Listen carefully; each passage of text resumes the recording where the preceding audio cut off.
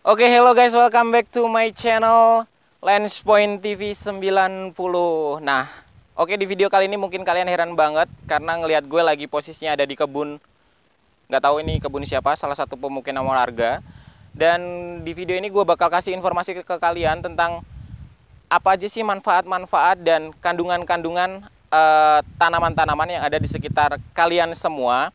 Salah satunya yang ada di depan gue ini apa ya disebutnya, kayak sejenis pohon. Kalau orang sini sekitar nyebutnya ini pohon cabai Jawa, atau biasa disebutnya itu pohon cabai lah. Pohon cabai, bukan pohon cabai yang biasa kalian makan atau biasa kalian jadiin sambal. Ini bukan, ini beda banget karena buahnya seperti ini. Nah, ini disebutnya pohon cabai Jawa. Nah, ternyata di pohon cabai Jawa ini banyak banget khasiatnya, banyak banget manfaatnya. Nah, tumbuhannya ini tanamannya merambat. Jadi dia itu kayak sejenis apa ya? Sejenis pohon lada yang merambat ke pohon yang lainnya, dan akhirnya dia bisa menghasilkan tumbuh dan berkembang dan akhirnya menghasilkan buah. Nah, khasiat apa sih yang ada di pohon cabai ini atau di buah cabai ini kalau udah matang? Kalau udah matang tuh warnanya merah ya guys, atau kuning kemerahan. Kalau ini masih muda, hijau, kayaknya habis dipanen juga ini. Tapi nggak tahu juga sih habis dipanen apa enggak, tapi ya nggak tahu juga sih. Oke, kita bakal bahas tentang manfaat-manfaat tumbuhan-tumbuhan yang ada di sekitar kalian semua. Manfaatnya apa aja dan pohonnya apa aja, kita bakal ulas di video kali ini setelah kita opening yang satu ini.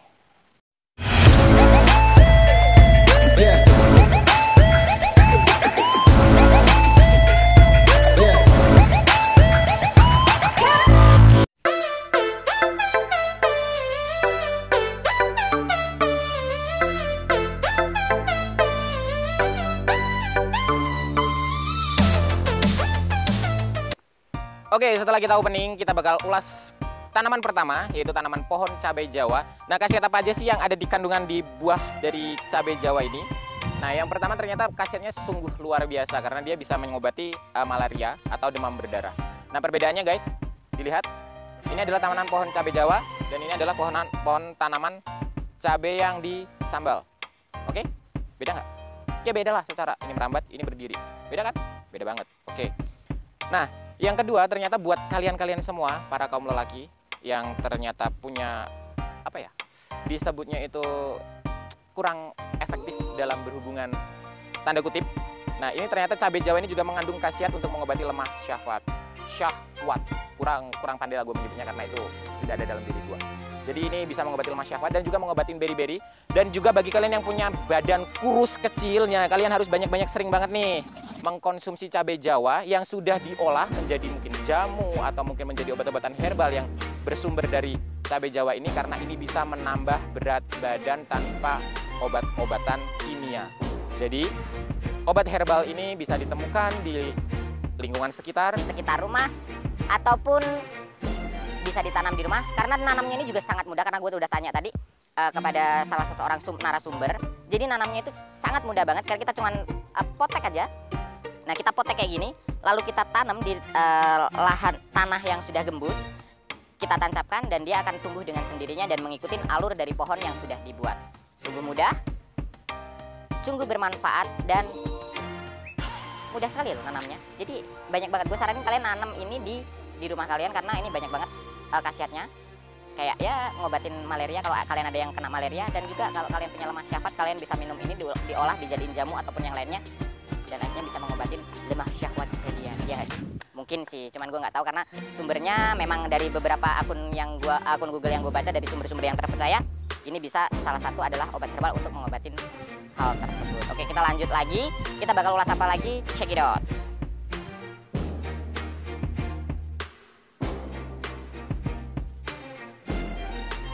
Oke, setelah kita membahas cabai Jawa, wow, ada burung ternyata terbang guys. Hahaha, nggak, itu iklan. Jadi kita setelah membahas cabai Jawa, gue keren banget sih di kebun orang. Iyalah, seorang kreator yang mungkin tampilannya perfecto itu kayaknya gue gitu. Iklan itu aja. Oke, setelah kita tadi membahas cabai Jawa, kita bakal bahas tentang kandungan yang ada di daun singkong dan singkong. Mungkin hal ini sepele dan sering kalian nikmatin di rumah dimanapun berada di seluruh Indonesia. Daun singkong dan singkong, umbi singkong. Siapa sih yang nggak kenal umbi singkong dan daun singkongnya? Bahkan kambing pun ataupun sapi itu doyan loh, nggak cuma manusia yang doyan daun singkong itu. Jadi kalau kalian mau disamakan dengan kambing, ya nggak apa-apa lah, karena kita sama-sama doyan daun singkong. Jadi lu kambing, gue kambing, sama-sama kambing. Ya udah nggak apa-apa, karena ya kita memang sama-sama suka daun singkong. Nah oke, ternyata di daun singkong dan di umbinya itu banyak banget mengandung khasiatnya. Khasiatnya salah satunya adalah mengandung antioksidan, meregenerasi sel tubuh, melancarkan pencernaan, dan bagi kalian yang lagi menyusui, ibu-ibu hamil ya, nggak mungkin soalnya laki-laki menyusui. Buat ibu-ibu hamil yang lagi menyusui dan itu melancarkan ASI. Tapi sumber utama yang ada dalam kandungan umbi singkong adalah protein yang sangat tinggi. Kalian pasti udah paham lah ya pohonnya seperti apa atau daunnya seperti apa, nggak perlu gue kasih unjuk karena ya memang dimanapun berada daun singkong dan umbinya ataupun singkongnya ya tetap sama, nggak akan ada perbedaan. Tetap daunnya 1, 2, 3, 4, 5, 6, 7, 8 garis-garis. Gue jadi mengingatkan kalau ngelihat kayak gini jadi ingat sesuatu yang enak-enak endul gitulah ya, tapi ya mungkin hanya mirip. Tapi kalau ini mungkin rasanya sama ya mungkin bisalah kita goyang bareng, tapi enggak lah, nggak mungkin. Nah daunnya tetap sama, singkongnya juga sama, nggak akan ada perbedaan. Di seluruh Indonesia itu sama, mungkin yang membedakan hanya panjang, pendek, besar, kecil, hanya itu aja. Nggak ada yang lain yang membedakan, hanya itu. Oke, kita lanjut jalan lagi lah. Karena kalau bahas singkong dimanapun berada ya judulnya tetap sama. Singkong itu daunnya bisa dimakan kambing dan bisa dimakan manusia. Kalau singkongnya ya sama aja, itu aja tadi. Udah, kalau panjang itu ntar bahasnya tetap kecil, besar, panjang, pendek, itu aja. Udah, next.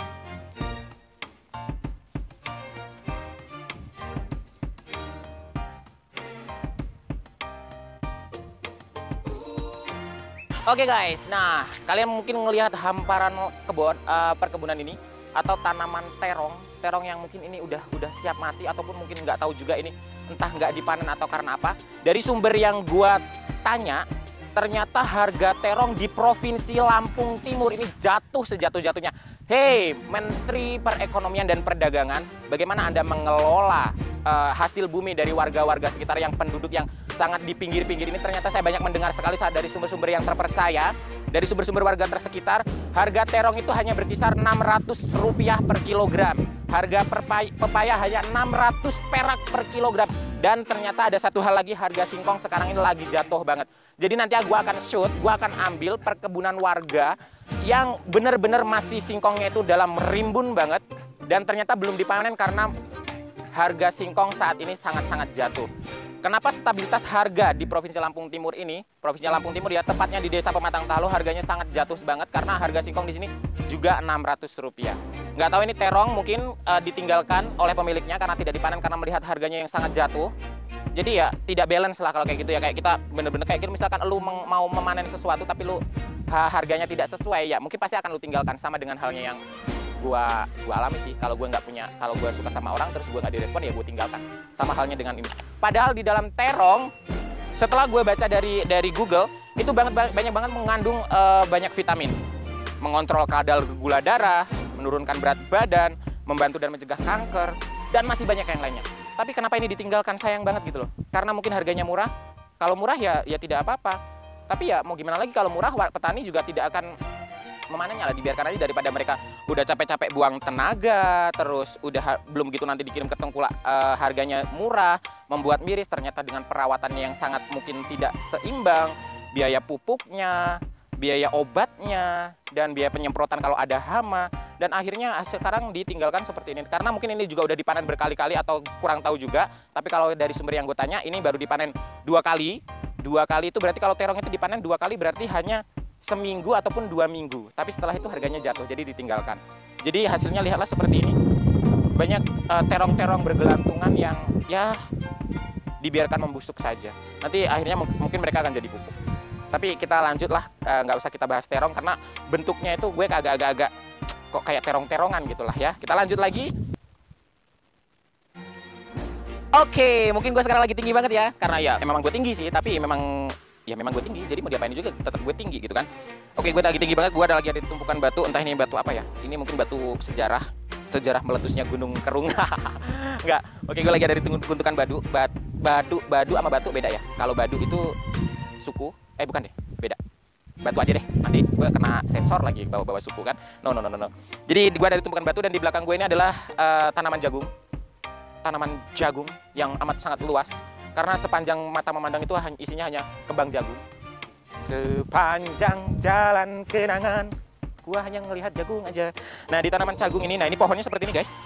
Jadi anggap aja gue ini lagi iklan. Kalau mau endorse ya boleh, para owner benih jagung. Jadi ini adalah tanaman jagung. Ini mohon maaf kepada pemiliknya ya, saya buka satu. Nah, pohon jagung seperti ini karena pohon jagung ini dari sumber yang gue baca, dia hanya bisa dari mulai dia tanam sampai dengan panen itu membutuhkan waktu 4 bulan atau berarti berapa tuh? 120 hari. 120 hari baru dia bisa dipanen dari mulai tanam. Dan biaya perawatannya pun juga tidak murah karena dia dari benihnya dia harus beli, dari obatnya, dari pupuknya, dari penyemprotannya dari rumput ataupun hama. Perawatannya sungguh tidak murah. Jadi kalau misalkan nanti harganya murah, minta tolong banget kepada Menteri Perekonomian dan Perdagangan khususnya, dan atau apabila pengelola atau misalkan wilayah yang mengatur perdagangan di sekitar Lampung Timur untuk menstabilkan harga jagung. Karena ya walaupun keluarga gue nggak nanam jagung gitu, tapi gue kalau suka denger gitu, aduh udah nanemnya modalnya banyak tapi harga jualnya rendah jatuh, jadi mereka pasti mengeluh tidak tertutup dari jumlah hasil panen dari jumlah pengeluaran untuk biaya perawatan dan penanaman. Seperti itulah kalau semuanya misalkan kita menanam apapun atau berkebun apapun, kalau harga jualnya itu tidak sesuai dengan apa yang kita harapkan, ya mohon maaf, mereka pasti menangis, mengeluh, dan akhirnya tetap perekonomian kita tetap di bawah. Ya kayak gitu aja lah. Nah, dari pohon jagung seperti ini kalau dibuka ya tetaplah seperti ini. Nah, ini setengah tua ya, setengah tua yang hampir, karena dari informasi yang gue dengar, jagung ini siap dipanen nanti di akhir bulan. Karena berarti ini udah usianya sudah 90 atau 100 harian, kurang lebih udah 100 harian, jadi udah siap dipanen, hampir siap dipanen. Karena kalau ini udah mau biasanya jagung itu kalau kita ke puncak, nah itu biasanya kita sering makannya jagung bakar, jagung rebus. Nah kalau ini kayaknya kalau dibakar udah keras lah ya, udah nggak endul gitu lah katanya ya. Oke, kayaknya dari sini, dari informasi yang gue kasih, gue cuma ngasih kesimpulan aja buat teman-teman semua, buat kalian-kalian semua yang menonton video ini dimanapun kalian berada, yang misalkan kalian memang di lingkungan sekitarnya atau masih di wilayah kalian adalah bertani ataupun bercocok tanam, gunakan lahan kalian itu untuk menanam hal-hal yang produktif, dalam arti berkesinambungan, terus-terusan untuk mendapatkan hasil panen. Terong ataupun jagung itu dipanen sekali, 2 kali, 3 kali untuk terong, setelah itu selesai dan mati, nanam lagi. Tapi di saat harganya jatuh, kalian akan merasakan sendiri seperti apa sih rasanya, efek yang kalian dapat saat biaya penanaman ataupun perawatan itu tidak sesuai dengan harga jual. Kalau untuk penanaman untuk jagung memang hanya bisa dipanen itu untuk per 4 bulan sekali. Tapi di saat hasil panen untuk per setengah hektar aja mungkin kalian bisa lebih dapat dari 2 sampai 3 ton. Mungkin bisa lebih juga karena gue kurang tahu karena gue nggak pernah nanam jagung. Tapi kalau untuk cabai Jawa itu produktif sekali. Produktif sekali. Setiap jika sudah mengalami masa produktif dia berbuah, setiap 15 atau 1 bulan sekali itu bisa langsung dipanen untuk 2 kali dipanen. Jadi kalau bayangkan aja kalau stabil harga atau harga jualnya itu stabil, bayangkan pendapatan kalian itu berapa. Jadi bekerja ataupun berusaha itu tidak harus di kota ataupun di tempat-tempat besar. Di pelosok-pelosok desa seperti di desa saya yang mungkin masih bahas. Nah ini nanti video juga akan bahas. Saya mau singgung tentang dari Kementerian Pendidikan, Bapak Nadiem Karim, yang memberlakukan sistem daring. Nanti saya singgung di video selanjutnya karena di sini itu Bapak mohon maaf sekali sinyalnya sangat susah dan warganya juga warga-warga yang masih belum banyak pengetahuan tentang internet. Jadi nanti semoga daring itu bisa dievaluasi lagi. Kalau di kota-kota ya mungkinlah itu bisa efektif. Tapi kalau di desa-desa saya yakin banyak banget kuping saya ini mendengar tidak efektif dan masih kebingungan.